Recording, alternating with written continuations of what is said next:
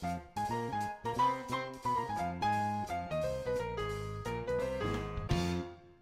want to find out a little history about Titronics and some of the evolution of the products, starting from early on and evolving through the various types of products and how you got started. So if you'll talk a little bit about the very beginning. I'd be glad to. I came out to Iowa in 1970 for grad school in engineering, and for about 2 years while I was in grad school, I had a part-time assistantship at the University of Iowa in the orthopedics department. When I was at Cornell University in mechanical engineering, I always had a desire to do something in the medical world. And I did a junior-senior term paper project on an artificial arm that was powered by Freon using a McKibben, which was like a balloon with a Chinese handcuff type sheath on it that would move the arm back and forth. And that really kind of sparked an interest in wanting to help people and wanting to do something in the medical world. 2 years in the orthopedics department here in Iowa, had an opportunity to really realize my true love was electronics and not just prosthetic devices. But I didn't really know where to go with it. And started, after working on my graduate degree for a couple of years, I really decided I wanted to just be building things. I'm kind of a hands-on guy, and started doing some consulting work for some of the local companies. At Scheller Globe, Procter & Gamble were a few local companies that had assembly lines that were very automated. We went in and added more sophistication to the controls they had in the way of temperature measurement, flow rates, pressure, even to the point of computerizing. One of the first computerized assembly lines in Iowa, one of their assembly lines.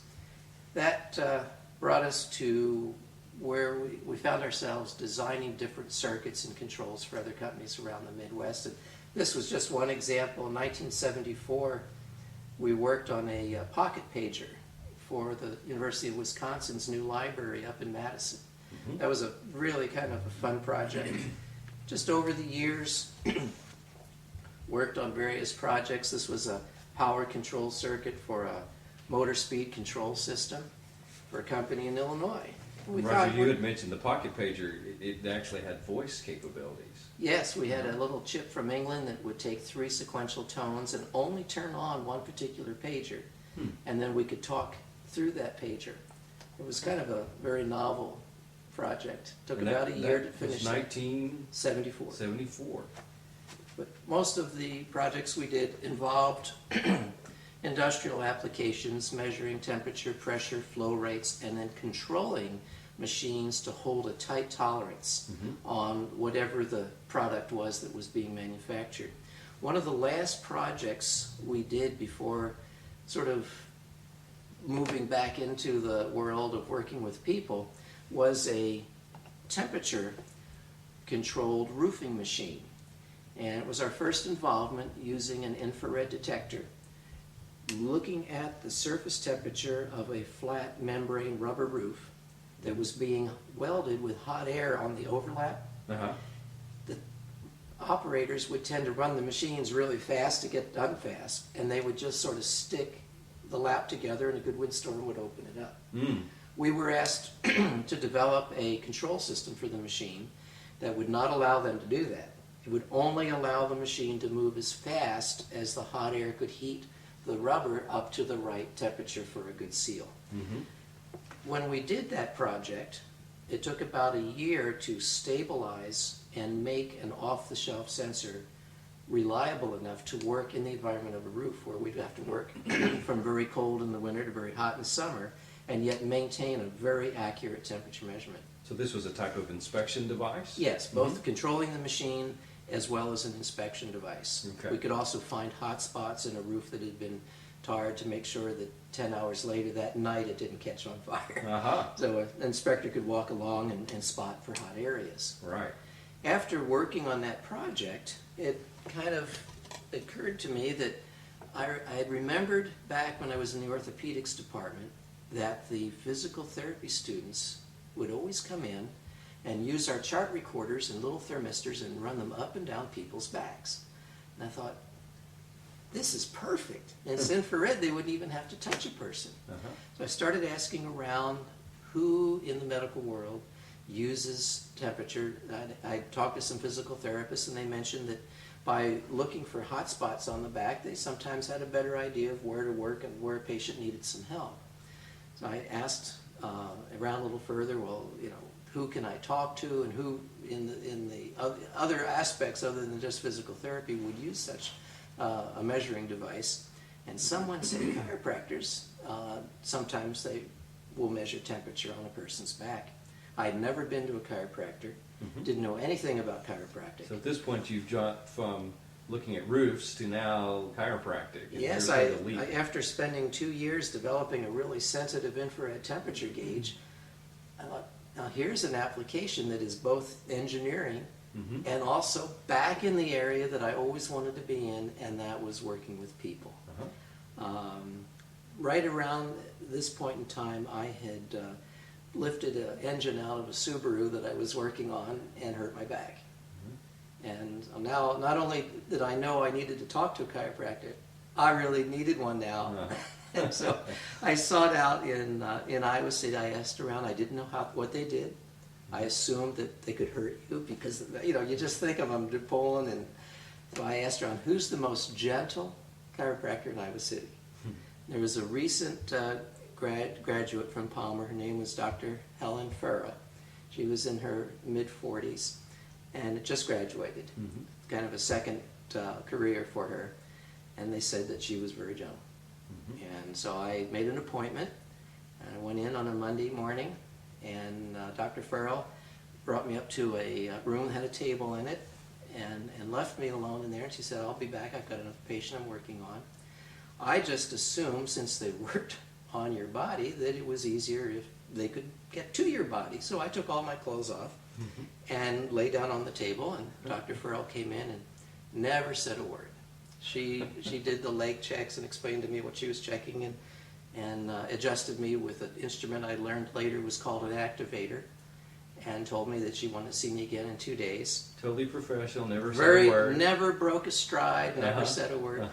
And I just got dressed and said I'd see her in 2 days. I came back on Wednesday morning, and I was left again alone in the same room just off from the waiting room, and she said she'd be back in.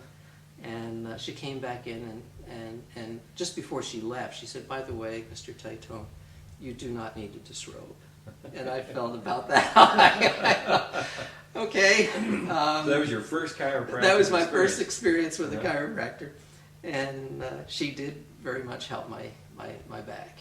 And I had the opportunity then to explain to her that I had been working in the area of temperature measurement and heard that chiropractors had an interest in this. She gave me the name of a Dr. Myron Brown, who had been teaching at Sherman College when Sherman first opened and moved up to Iowa City.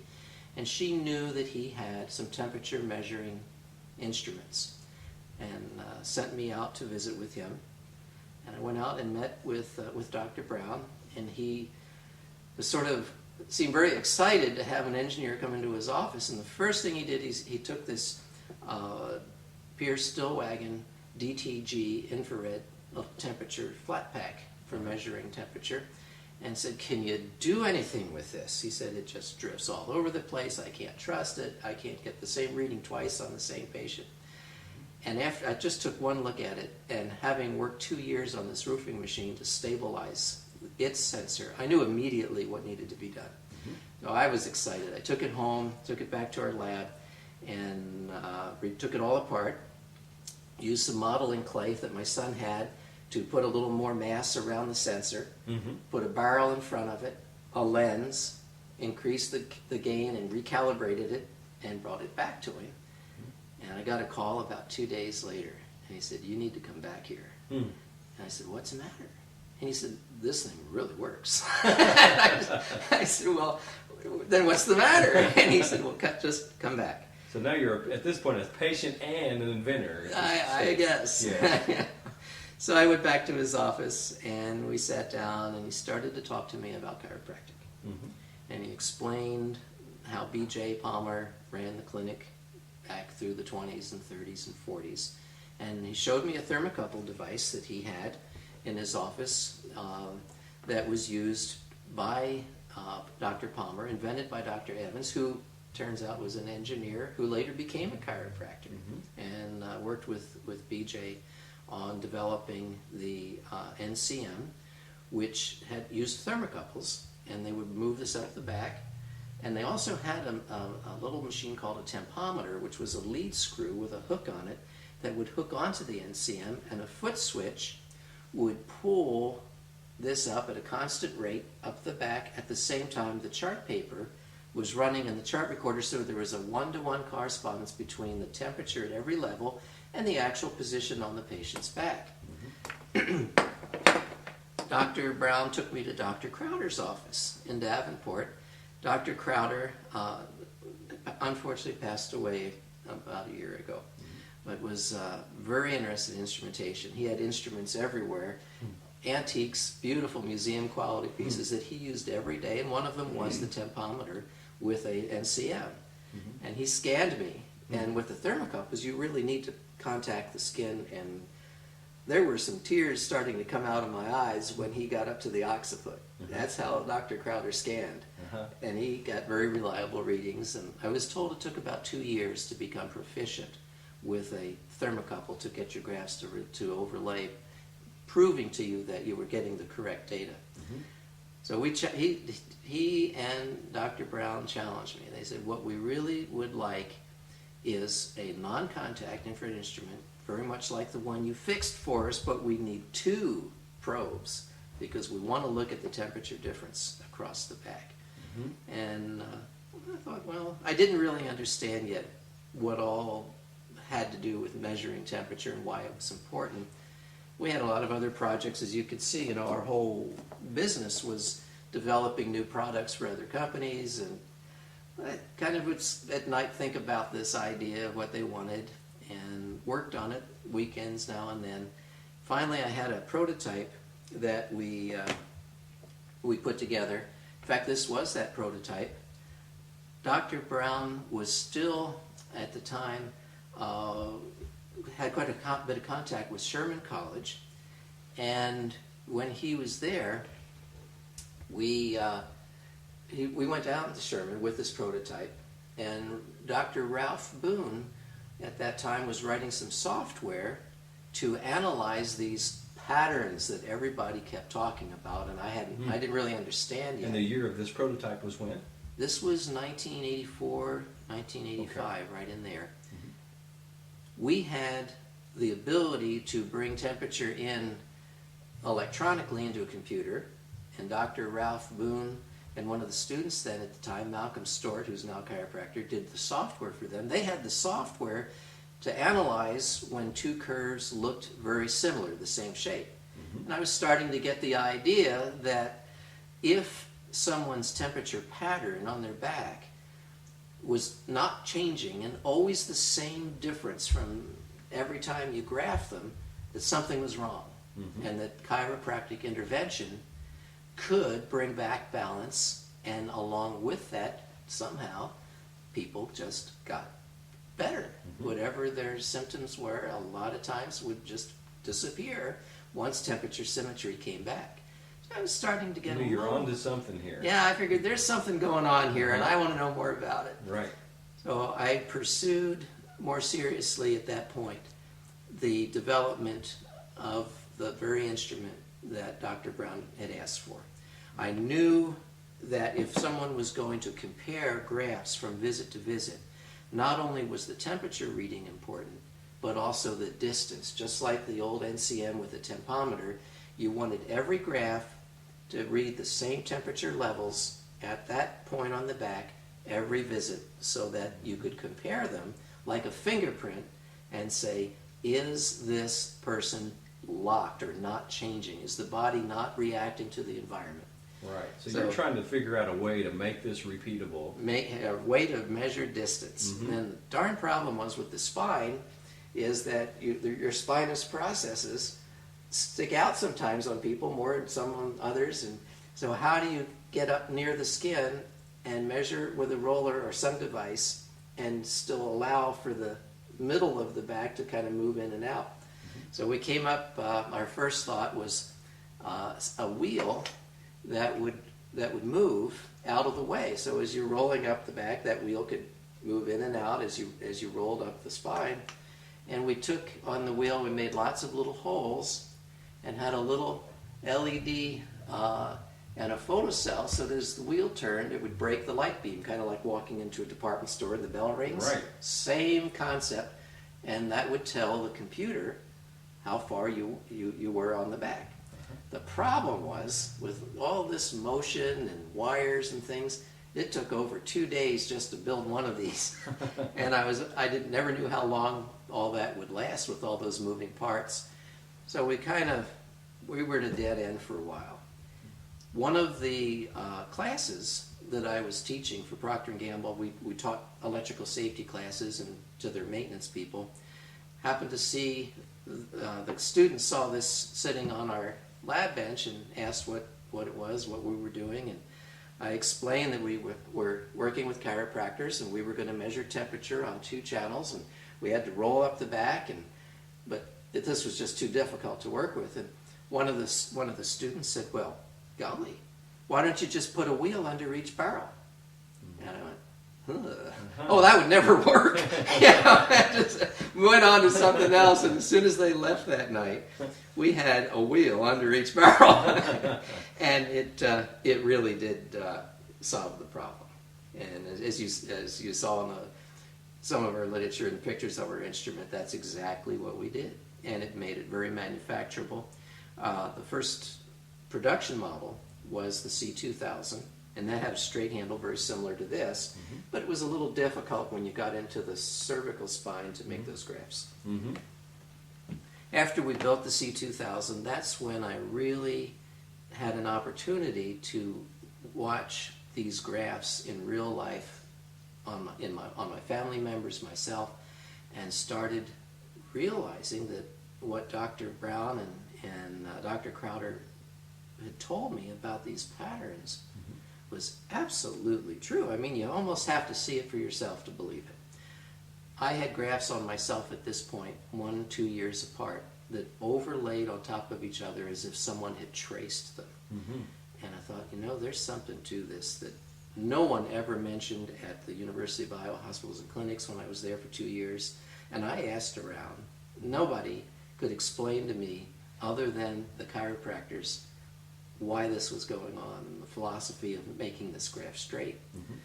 It was a little later that I met an engineer on the West Coast who had become a chiropractor, Dr. Bill Amalu, who took again, another chiropractor, took me under his wing and took the time to really further explain the physiology and the pathways in the nervous system that led to these dermatome skin temperature changes at certain levels that would stay consistent in there and not move in temperature when, as the chiropractors would call it, the body was subluxated.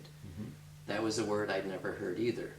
And when someone was locked in this pattern, the nervous system was not running at full speed, so to speak. It was under the influence of the sympathetic nervous system being in distress.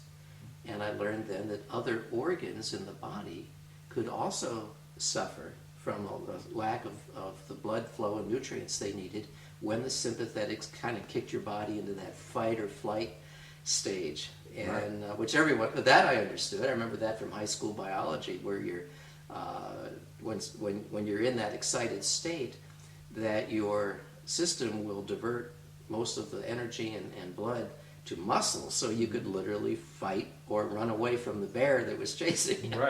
And in so doing, it limited blood flow to the organs, which were not essential for survival at that point in time. The skin, being the largest organ, would then display this unchanging temperature pattern. And it was like, neat, this is really neat. What's the other side? How do you fix this? And that's when I started learning about how chiropractors adjust. When I saw Dr. Amalu taking precision x-rays and marking them with protractors and angles and looking at how the atlas or axis may have been off a little bit one way or the other to come up with a vector that to correct, and the first guess at maybe putting the bone back where the nerves around it would be happy. But, man, this is even more engineering. You know, why do they call this chiropractic? Right. This is engineering. Right. And Dr. Amalu had me visit over time. He's in San Francisco. And I was always glad every couple of years to make that trip and learn a little more about how the adjusting worked. And what was so beautiful in his office was to listen to some of the case studies and look at the graphs. And you see a patient that during the initial visits when they were graphed, those graphs were absolutely laying on top of each other. The pattern, the fingerprint of interference for that particular patient. And then to see, after the process of x-rays and developing the right listing and the right adjustment, to see those graphs balance out. And right around then, Johns Hopkins published several articles on what temperature profiles looked like on very, very, very healthy, normal people. And lo and behold, a very healthy person, their body will maintain, their nervous system can maintain temperature symmetry across the back within 0.3 degrees centigrade. And that's what you were talking about in terms of straight graphs. Yeah. If you could explain a little bit more what you mean. Yeah, when we talk about a straight line, we're not talking about a ruler edge, but we're talking about balance from left to right on the body within 0.3 or 0.5 degrees centigrade, and that line should kind of always be wiggling. It's kind of like the speed control in your car. You don't do exactly 55.000 miles an hour. As you go up a hill or down a hill, there's a little variation in that, and if you were to graph it, you'd see a little wiggly line centered around 55 and not hopefully exceeding 60 or 50, Right. Okay, but staying within a bound. The human body should do the same thing, right around, that's on either side of the spine, paraspinally, within that half-degree window, and always different. Okay. And that was the goal of the adjustment, was to bring the whole spine back into that window. And then, innate, as I was explained, the body has intelligence. Cells have intelligence. The cellular biologists today are just publishing daily on what they're learning about how smart cells are. And the human body is just a collection of those smart cells and has intelligence. It knows how to survive and to adapt. And being able to adapt is the key. And monitoring these temperatures and seeing the body beautifully adapting by always maintaining within that window its control of its body temperature was the way to measure adaptation and the fact that the nervous system was functioning perfectly. And that's what chiropractic was about. And it all hit. There's the way to measure it. There's many techniques that will bring a doctor to the right adjustment that will balance the graph. The instrument doesn't care about technique. It just says, hey, you got it. Don't touch it. When it's within limits, even if a patient's symptomologic, don't touch. The body's working. Let it heal itself. And it's beautiful. This is an objective way to measure that. Absolutely. It really is the only way. X-rays, you can X-ray a dead person. You can MRI anybody. The only true real-time measure of neurological control is watching this temperature profile. Challenge the patient. Put them in a warm room, cold room, and just watch that pattern disappear when they're clear, and that nice control, that almost but wavering, fairly straight line. And it means you're working. And when you're working at your best, that's the best that your bodies can do. Sure, And it and can I'm heal sure itself. that the software has evolved similarly, where it's depicting that information more and more in a better, more sophisticated way. Yes. Yeah. When you're first showing this, when you're first explaining to a patient why you're measuring their temperature, they really enjoy looking at a picture of a back and the colors that indicate balance or unbalance in their back. It's kind of like a weather map on TV with the color splotches for rain or dry. People understand that right away.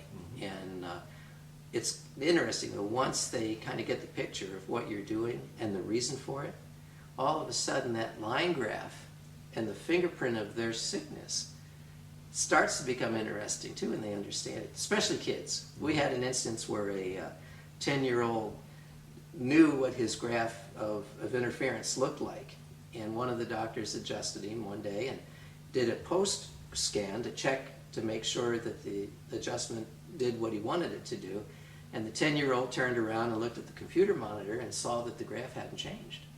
And he turned around and said, "Doc, you didn't get me." And you can bet that he got another adjustment that day. But it was so neat to see that even a child understood the desired outcome of the chiropractic visit, and expected it and wanted to be graphed to see if the doctor did what he was supposed to do. And if a 10-year-old could get it, how come the world doesn't get it? That's what puzzles me today.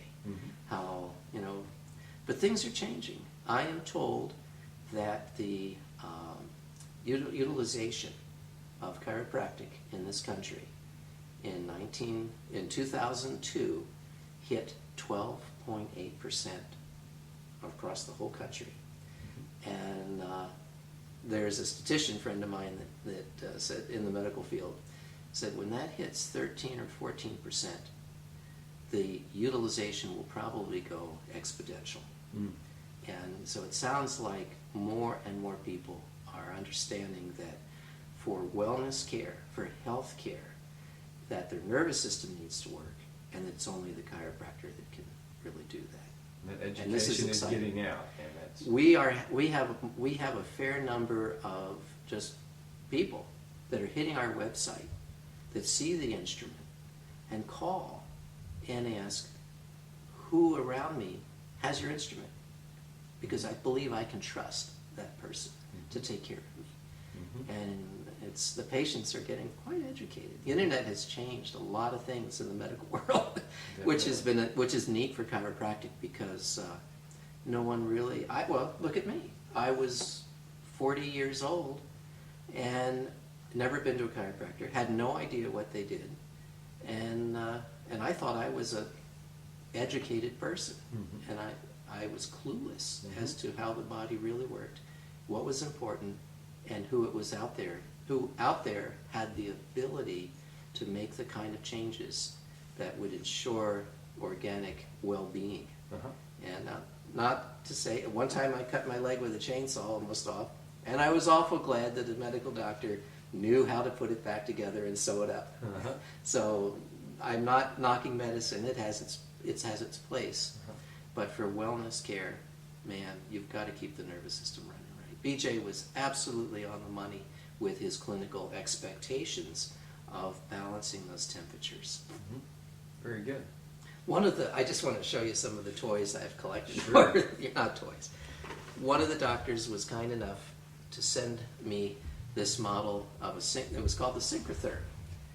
The Canadian Memorial Hospital and a Dr. Peterson from Davenport were involved in putting this together. It was built for Canadian Memorial in Japan. It used two very tiny thermistors centered between these wheels that would roll, and this instrument would then roll on its own because it had a little motor inside that would drive these wheels. It would go up the back at a constant rate and graph out or read on these meters the temperature variations. And I thought that was really neat. In the patent office in Washington, there's a stack of patents about that high covering all the instruments from Dasa Evans's very first one with BJ all the way up to the present. And some of those drawings are in some of the literature that we've put together that I thought I'd like to share with people. We have a PowerPoint presentation with a lot of those patent drawings in it. It's very novel inventions through the years on this very concept. One of the important engineering parts, though, that most of these missed, and we missed it too on our very first prototype, was the importance of being able to push the hair out of the way when you come up to graft the cervical spine. And these temperature readings are some of the most important readings you can take on the back, because this area, through pathways up to the brainstem really affects global pathophysiology. And it's very important to be able to read the temperature difference up here. We weren't able to really do that very well with this first prototype. It had a flat front. There was no easy way to push the hair out and still be near the skin with the spinous, with the neck and spinous processes pushing in the center. And it wasn't until we used barrels with a very constant diameter bore so that we limited our spot size that we were reading to a very small spot, and were able to also then use those barrels as like snowplows to push the hair in the cervical spine out of the way so that you could get accurate readings. So that was, I look back and look at the instruments over the years that really made a difference. The NCM with the tempometer, so the graphs were constant and would match 1-to-1. The synchrotherm was the next advance in the late 60s that had the idea of distance and temperature going to a graph so they could be repeatable.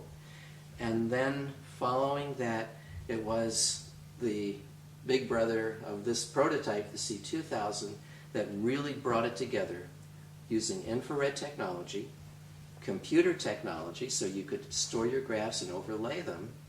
And I see that as the evolution that BJ, I hope, is proud to have seen his idea brought to this point. And I feel honored to be a part of the chiropractic community and to have been able to bring this together.